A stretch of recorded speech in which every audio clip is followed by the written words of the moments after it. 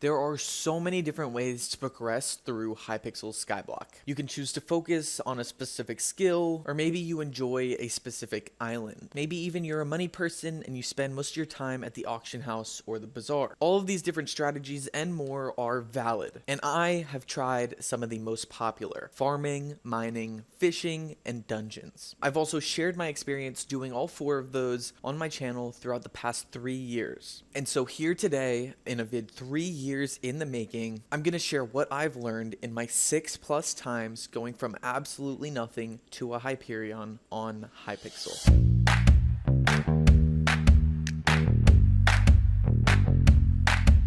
It's your boy Japieh, and welcome back, guys, to another video here on Hypixel Skyblock. The Hyperion is one of the most expensive and overpowered weapons on the server. It's a good marking of where players go from maybe early game to mid game, and it truly is something to strive for as it makes all areas of the game so much easier. Now, with the experience under my belt, what I want to go ahead and do is rank all 4 strategies that I've done to get a Hyperion. I'll tell you the best parts, the worst parts, and eventually my recommendation for all of you who want to get your own Hyperion. Let's go ahead and kick it off by talking about my farming from nothing to Hyperion series. We're going good old school grading here, so I'll go ahead and give farming a B. Farming to a hype took me 3 months, or a total of 320 hours of playtime. Now, I'm not gonna lie, I did my solo series before the garden released, but of course I've done garden to hype with a mega co-op, and I do still think solo it would probably take about 250 to 300 hours. Although eventually it does make more money now, there's just so much more money that needs to be invested into your farming setup that it's still gonna stay with a B ranking. The best things about farming for sure are that it's super consistent, so if you know you'll be able to put in 3-4 hours a day, you'll know exactly how long it'll take you to get that Hyperion. Farming as a money-making strategy is also never going to die out. You'll be able to hop on your garden with a hoe any day and make some cash. Now let's move on to mining. While farming was B, I'm gonna give mining a B+.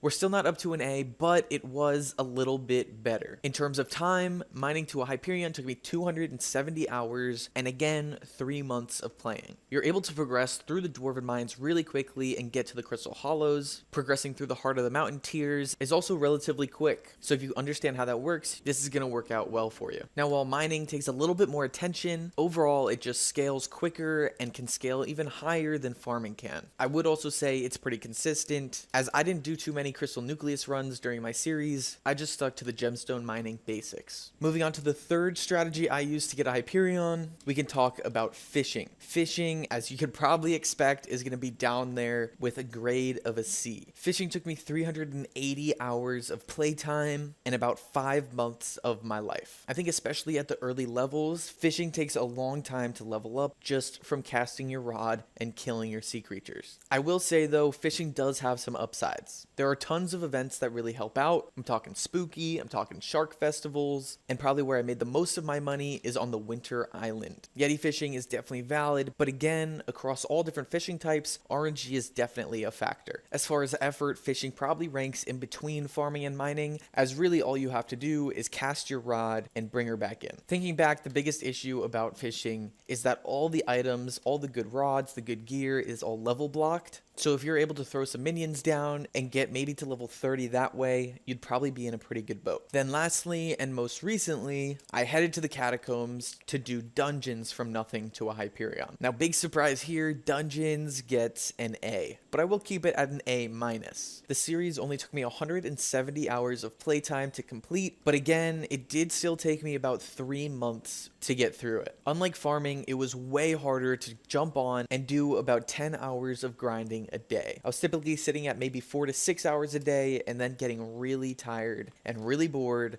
of those floor 7 runs. There are a couple additional caveats with the low playtime though, as of course this is the most RNG strategy. I invested every penny I had into Kismet feathers and then dropped my handle at about 350 runs. This was also the series where previous information and knowledge helped the most. Knowing secrets, knowing how to do boss fights, etc. was all key in shaping shaving off at least 10 hours of playtime from someone doing it for their first time. Let's get all the highlights on the screen for you right now. Farming, mining, fishing, and dungeons. But what I did and what you don't have to do is pick one of the 4. Obviously, limiting yourself as far as what you can do on the server is going to make these take a lot longer, and it's super unrealistic to do unless you're trying to make content for some beautiful subscribers. So for my recommendation, I'm just going to pick and choose the best parts of each. I love the idea of a little bit of mining to start. Get yourself through the deep caverns, into the dwarven mines. Whether you're Iron Man or on a regular profile, you can really easily come and kill these ice walkers, making you solid money and improving your combat skill with a literal 10 coin setup. Guys, all you need is a pickaxe. From there, I do think you should hop in the dungeons, and you should do it as an archer. The transfer to dungeons should be pretty easy because all you need is, again, a super cheap rotten set, and that'll allow you to quickly run through the entrance, floor 1, floor 2, and even floor 3. But honestly, with the Ice Walker money, you could maybe even start with some dragon gear. So do that until about Cata 20, and then just rerun bunch of floor 2s for money.